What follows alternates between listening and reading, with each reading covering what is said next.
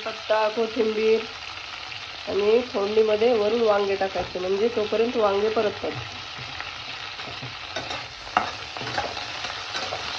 थोडे अगोदर वांगे तेलामध्ये थोडे परतले ना लवकर शिजतं वांगा. आता असं वांग वरून नंतर टाकल्यानंतर शिजत नाही, शिजायला वेळ लागतो. वाफेवर थोडं झाकून ठेवायचं, नंतर मसाला ग्रेव्ही वगैरे टाकायचं. त्यामुळे लवकर शिजतात आणि पण गडबडीच्या वेळेला छान होते भाजी. तेलामध्ये मसाला किंवा लाल तिखट टाकलं ना कलर छान येतो, तवंग येतो थोडासा. त्यामुळे तेलामध्ये कधीही तिखट आणि मसाला टाकायचा. थोडं परतून नंतर सर्व साहित्य टाकायचं. गरम पाणी एकीकडे ठेवायचं. गरम पाण्याने लवकर 50% जरी तापलेलं पाणी असेल तर लवकर भाज्या होतात.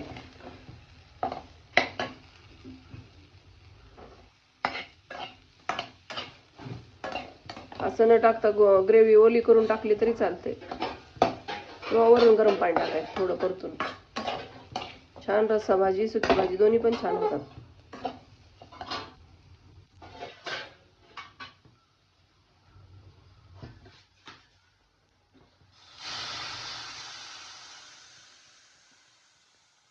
आमच्याकडे वांग्याची भाजी नेहमी आवडते. आठवड्यातून 3 ते 4 वेळा होतेच, कारण नॉनव्हेज खात नाही. त्यामुळे वांग्याची भाजी सर्वांना, शेवग्याची भाजी, वांग्याची भाजी, मासवड्या या गोष्टी खूप आवडतात महाराष्ट्रीयन लोकांना. आणि त्यातल्या त्यात नॉनव्हेज न खाणाऱ्या लोकांना खूप आवडते वांग्याची भाजी.